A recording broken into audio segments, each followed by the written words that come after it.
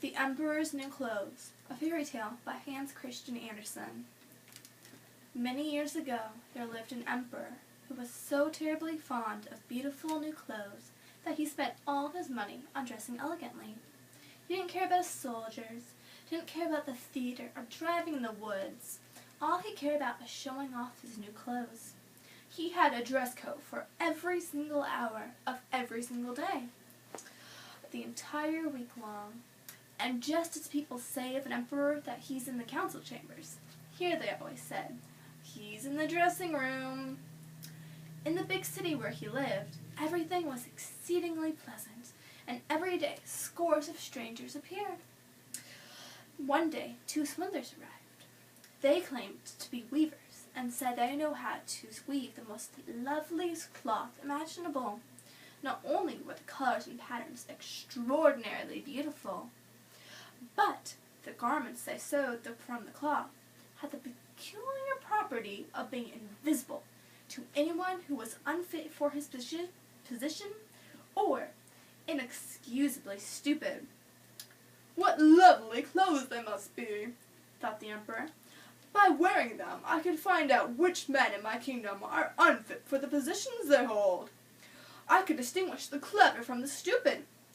Yes, I must have these clothes woven for me at once." And he gave the swindlers a great deal of money so that they could begin their work. And they did set up 2 looms and pretend to work, but there was nothing at all in the looms. They promptly demanded the finest silk and most magnificent gold, which they stuffed into their own bag. They then sat at the empty looms and worked far into the night. "I'd certainly like to know what progress they've made with the cloth," thought the emperor. But he actually felt a bit uneasy about the idea that someone was stupid or not suited to his position wouldn't be able to see it. Now, he certainly didn't think he needed to worry for his own sake, but he still wanted to send someone else first to see how things were going. Everyone in town knew about the wondrous properties the cloth possessed, and everyone is eager to see how inferior or stupid his neighbor was. "I'll send my honest old minister over to the weavers," thought the emperor. "He's the best one to see how it looks, because he is wise and no one pays more attention to his position." Then the venerable old minister went to the hall where the 2 swindlers sat working at the empty looms. "God save us!" thought the old minister, and opened his eyes wide. "I can't see a thing!" He opened his eyes even wider, but he couldn't see a thing, because there was nothing to see. However, he never did say that he couldn't see the cloth. The 2 swindlers invited him to come closer, and asked if it wasn't a beautiful pattern and lovely colors. Then they pointed to the empty loom, and the old minister looked even harder, but yet he still couldn't see a thing. "Well, you're not saying anything about it," said the one who was weaving. "Oh, it's exquisite! Quite the most charming of all!" said the old minister, peering through his glasses. "The pattern and those colors! I shall tell the emperor that it pleases me to no end." "That's very gratifying," said both of the weavers. And then they mentioned the colors by name and the unusual pattern. The old minister listened very carefully so he would be able to repeat everything to the minister when he returned home. And he did. Then the swindlers demanded more money, more silk, and more gold. They needed it for the weaving, and then they promptly stuffed it all into their own pockets. Not a thread was put on the loom, though they continued, as before, to work at the empty looms.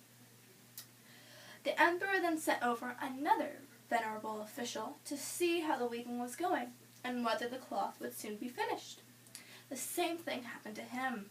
He looked and looked, but since there was nothing on the empty looms, he couldn't see a thing. "Well, isn't it a beautiful piece of cloth?" said the 2 swindlers, as they displayed and described the lovely pattern that wasn't there at all. "I I know I'm not stupid, thought the man. Am I supposed to be unfit for my position? That would certainly be ridiculous. But I can't let on. Then he praised the cloth that he couldn't see and assured them of his joy at the beautiful colors and the lovely pattern. Yes, it's quite the most charming of all, he told the emperor.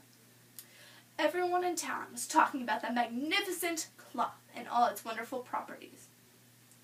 Then the emperor wanted to see it for himself while it was still on the loom, with an entire host of hand-picked men, including both of the two venerable officials he sent over before.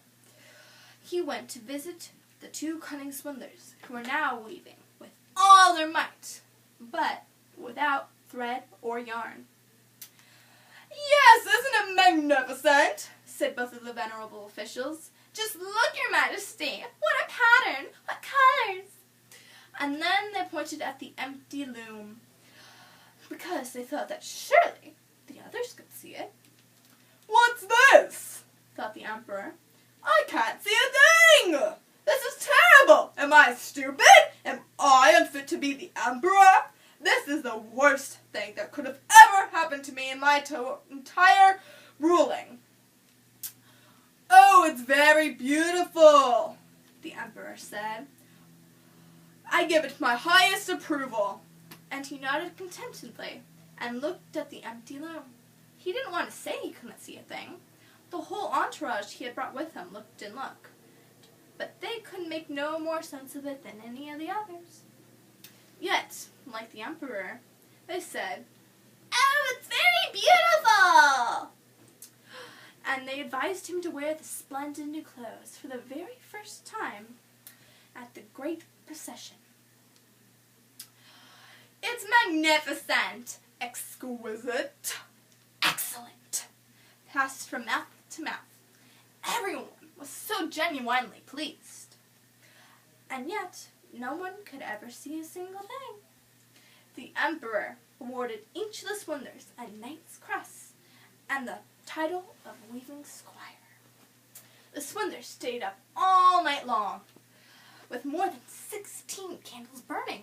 The night before the procession, everyone could see they were hard at work. They were trying to finish the emperor's new clothes for the next morning.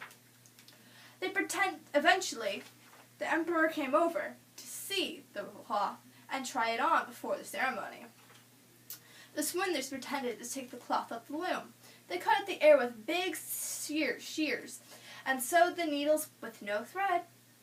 And at last they said, "See, now the clothes are done." The emperor came with his most distinguished courtiers, and both of the swindlers raised one arm in the air as if they were holding something and said, "See, here are the trousers. Here's the dress coat." And they kept on in this manner. "They're light as spider webs. It's almost like having nothing on." But that's exactly their virtue. "Yes," said all the courtiers, but they couldn't see a thing, because there was nothing to see. "Would it please His Imperial Majesty to graciously take off his clothes?" asked the swindlers. "Then we'll help him into the new ones in front of the big mirror." "Lord, how well they suit you! How delightfully they fit!" they all said. "What pattern? What colors? What priceless attire!" "Outside the waiting with the canopy that will be raised above His Majesty for the procession," said the chief master of ceremonies. "All right, I'm ready," said the emperor. "They fit well, don't they?" And then he turned around one more time in front of the mirror, trying to look as if he were examining his finery that wasn't there.